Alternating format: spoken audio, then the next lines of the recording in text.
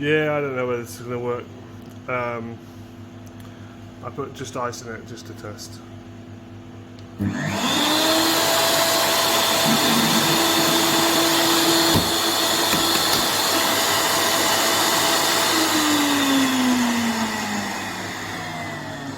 This motor is spinning, but it's not turning, which to me has to be a clutch issue.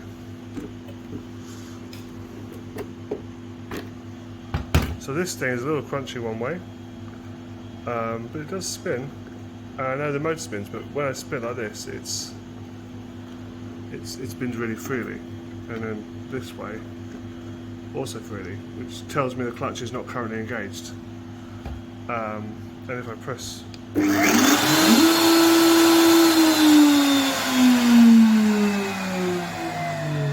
so we know the motor works, and from my inspection inside, it all looked good in there. So it's just the clutch. The difficulty is, how would you get the sodding thing off? I mean, I press that down hard as I can.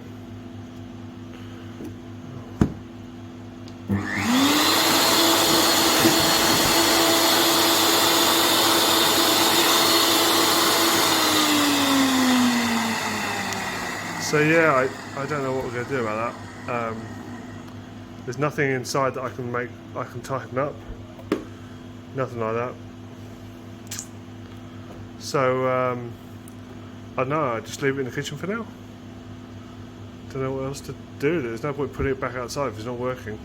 So on the right we have the old compliant clutch made of rubber-ish urethane something with embedded drive, which is threaded, and a spline section for driving the blender. On the left we have the new, which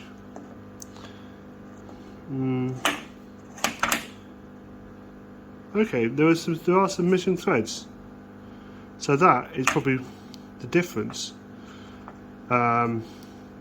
which is not a good sign, because if it's mullered threads that's what caused this to not be able to run properly, does that mean we've got mullered threads on the spline here?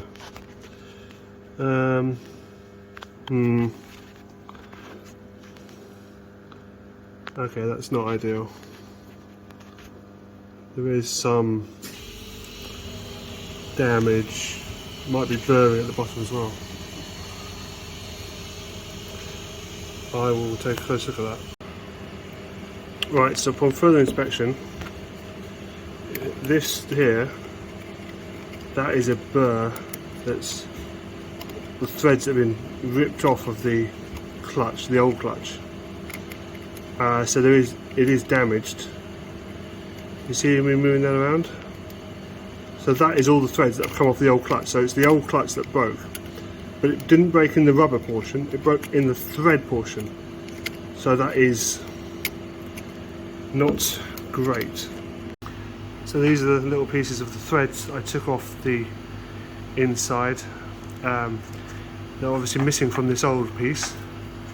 So you can see the new piece, you can see much more threads left inside there, because it's never been used. This one, it's almost entirely gone. It was pure luck that I was able to get it off, possibly, because of the different fixture I used, because the tool that you're supposed to use to engage in there wasn't giving me joy. Possibly because I used a pipe wrench, I was able to not only immobilise but also pull, which allowed it to engage against this one remaining round. Yeah, that's not a good design if this is the failure point, is the threading, because when that fails, it was impossible to get off.